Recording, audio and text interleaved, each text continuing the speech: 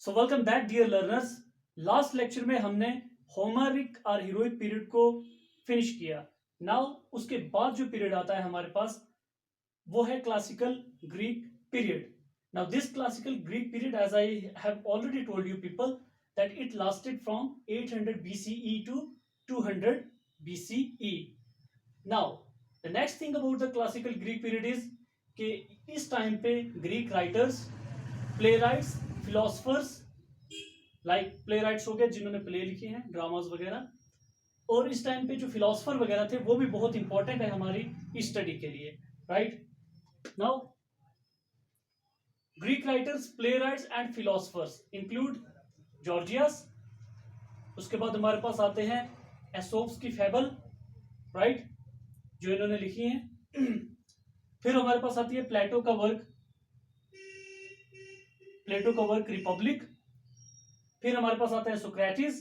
फिर हमारे पास आते हैं एरिस्टोटल का वर्क पोइटिक्स। फिर हमारे पास आता है एस्काइलस, यूरिपिडीज एंड सोफोक्लीस। अब ये जो नाम है ये बहुत बड़े बड़े नाम है और इन्हीं में से क्वेश्चन आते हैं। ये नाम आपको टिप ऑफ द टंग रखने हैं और इनके वर्क भी आगे हम डिस्कस करेंगे। अब इस पीरियड की जहां तक बात है, प्लेटोज रिपब्लिक, अगर मैं आपको यहां पर फिर से रिमाइंड करवाना चाहूं तो प्लेटो रिपब्लिक क्या है? प्लेटो ने ही अपने रिपब्लिक वर्क में क्या कहा था? Poet should be banish from an ideal state. और क्यों कहा था? क्योंकि इलियड जो वर्क है वो जहां वो पढ़ाते थे वहां पर वो प्रिस्क्राइब था, and he did not want कि उस तरह का वर्क जो इमोरलिटी और वॉर मॉन्गरिंग को इस तरह से प्रमोट करे, स्पेशली इमोरलिटी को स्टूडेंट से भी। तो that's why he said that poet should be banished from an ideal state. Or question could be asked, who said poet should be banished from an ideal state? Aristotle, Plato, or Socrates? So the answer would be Plato, right? अब क्या है? Socrates की जहां तक बात करें, Socrates, Plato and Aristotle, ये master, फिर ये डिसाइपल, फिर ये किसका मास्टर? एरिस्टोटल का मास्टर, और एरिस्टोटल इसका डिसाइपल। तो ये एक मास्टर और डिसाइपल की जो एक मतलब एक ट्रेडिशन जो है ये हमने देखा है, ये तीन फिलोसफर्स का, राइट? सोक्रेटिस, फिर प्लेटो, फिर एरिस्टोटल। नाउ अब प्लेटो जो थे वो क्या थे? नाउ इस पॉइंट्स पर आगे हम बात करेंगे। अब इस क्लासिकल ग्रीक पीरियड की जहां तक बात है, अब इस क्लासिकल ग्रीक पीरियड में भी जो हमारी 5th सेंचुरी है पर्टिकुलर, ऐसे तो 800 से 200 BC तक ही लास्ट है ना, लेकिन जो 5th सेंचुरी है ना इनकी पर्टिकुलर, इस पीरियड में भी एक जो पीरियड 5th सेंचुरी का पीरियड रहा है, that is considered to be the golden age of Greece. ये ग्रीस की गोल्डन एज कही जाती है। क्यों? क्योंकि इस टाइम पे बहुत सी चीजों का जो है, आई मीन आर्ट, पोइट्री, हर चीज जो है अपने पीक पर पहुंची, राइट? लाइक हमारे पास इंग्लिश लिटरेचर की हिस्ट्री में क्या है? Elizabethan era is called as the golden age of literature, right? क्यों? क्योंकि लिटरेचर की तो बहुत बड़ी हिस्ट्री है, लेकिन उस टाइम पे वो पीक पे पहुंचा, राइट? तो वही बात है, हमारी जो ग्रीक पीरियड की बात हो रही है, ग्रीस के लिटरेचर की बात हो रही है, राइट? सो इनकी 5th सेंचुरी जो है, that's considered to be the golden age of Greece, right? So the question could be asked, which century is considered to be the golden age of Greece? So your answer would be 5th century. The next thing is that this was the sophisticated era of the polis or individual city state. और polish या individual city states का भी जो है वहां पर मतलब एक सेटअप हो रहा था, और एक अर्ली डेमोक्रेसी के भी साइंस हमें उस टाइम पे मिलते हैं ग्रीस में, and early democracy. Some of the world's finest art, poetry, drama, architecture, philosophy originated in Athens. देख लें, आज भी हम एरिस्टोटल, प्लेटो और इन सब की एग्जांपल देते हैं, इन फिलोसफर्स की एग्जांपल देते हैं, आज भी इनको पढ़ा जा रहा है, राइट? तो इट मींस कुछ था ना उस पीरियड में, कुछ तो खास बात थी, आज तक भी वो पढ़े जा रहे हैं, सेंचुरी से pass by, but still we people are studying their work, right now. So इसलिए कहा जाता है, राइट?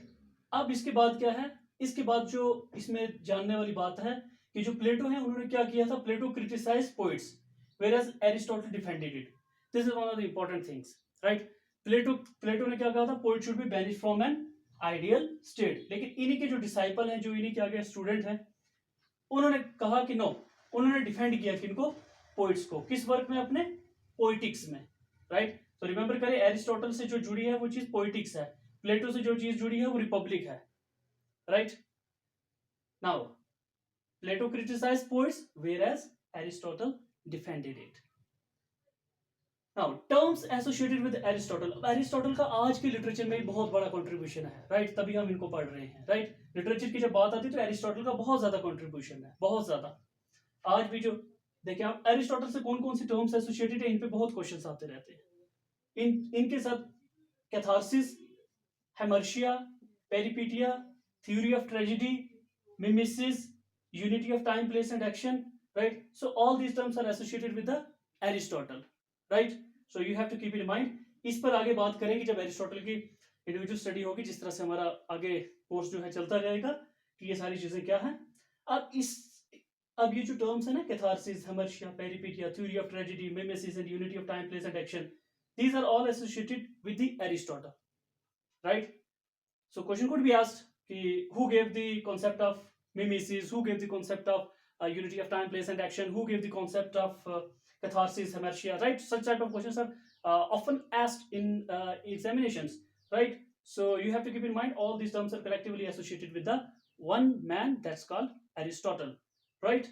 और यहाँ पर एक चीज याद रखने के लिए कि हमने जैसा कहा है कि हमारा जो आज का मॉडर्न डे लिटरेचर है, ये भी उसी लिटरेचर से, उस पुराने दौर से इन्फ्लुएंस है, राइट। अब इन्फ्लुएंस है तो शेक्सपियर भी इन्फ्लुएंस होंगे, और भी जितने राइटर हैं वो भी इन्फ्लुएंस होंगे, राइट। अब लेकिन शेक्सपियर ने क्या किया है, जो unity of time place and action का कॉन्सेप्ट दिया था ना एरिस्टोटल ने, कि आपके प्ले वगैरह में टाइम, प्लेस और एक्शन की यूनिटी होनी चाहिए, मतलब ये अलग अलग तरह से नहीं होना चाहिए, टाइम कोई, एक्शन कोई और प्लेस कोई। लेकिन शेक्सपियर ने थोड़ा अपने हिसाब से इस चीज को थोड़ा मॉडिफाई करके उन्होंने क्या किया, कि violated time and place, but action का जो कॉन्सेप्ट था वो उन्होंने एरिस्टोटल वाला फॉलो किया, लेकिन टाइम एंड प्लेस को वो अपने हिसाब से एडजस्ट करते थे। तो ये इंपॉर्टेंट चीज है, इस पर क्वेश्चन आते हैं।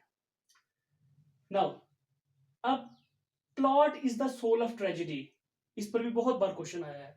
Who said plot is the soul of tragedy?